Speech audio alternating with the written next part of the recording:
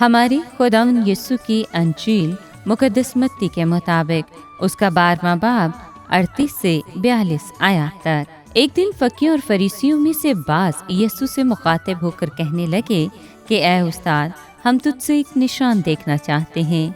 उसने उनसे जवाब में कहा कि ये बुरी और हरामगार पुश्त निशान तलब करती है और यूनुस नबी के निशान के सिवा कोई और निशान उसे ना दिया जाएगा, क्योंकि जैसे यूनुस 3 रात दिन मछली के पेट में रहा, वैसे ही इब्ने इंसान 3 रात दिन तक जमीन में रहेगा। नैनवा के लोग अदालत के दिन इस पुश्त के साथ खड़े होकर उसे मुजरिम ठहराएंगे, क्योंकि उन्होंने यूनुस की मुनादी पर तौबा कर ली। और देखो, यहाँ वो है जो यूनुस से बढ़कर है। जनूब की मलिका अदालत के दिन इस पुश्त के साथ खड़ी होकर उसे मुजरिम ठहराएगी, क्योंकि वो ज़मीन के किनारे से सुलेमान की हिकमत सुनने को आई। और देखो, यहाँ सुलेमान से बढ़कर है। पाक कलाम के पढ़िए और सुने जाने पर खुदावंद की बरकत हो, खुदा का शुक्र हो।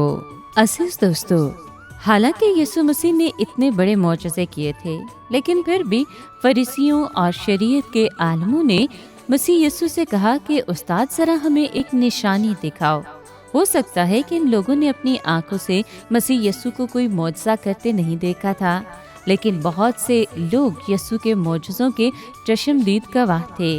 इसलिए यीशु ने इन मजहबी पेशवाओं से कहा, ये बुरी और बेवफा पुश्त निशानियाँ मांगती है, लेकिन इसे यूनुस नबी वाली निशानी के सिवा कोई और निशानी नहीं दिखाई जाएगी।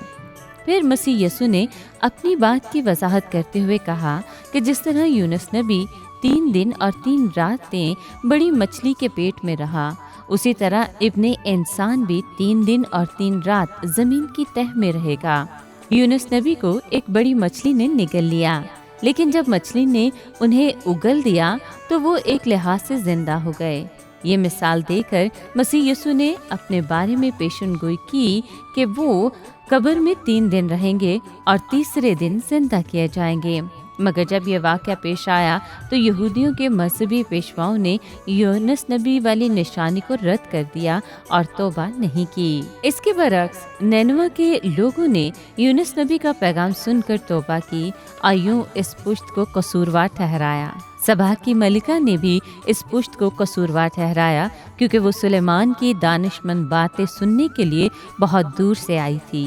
फिर यीशु मसीह ने कहा, लेकिन देखें, यहाँ एक शख्स है जो सुलेमान से भी ज्यादा अहम है।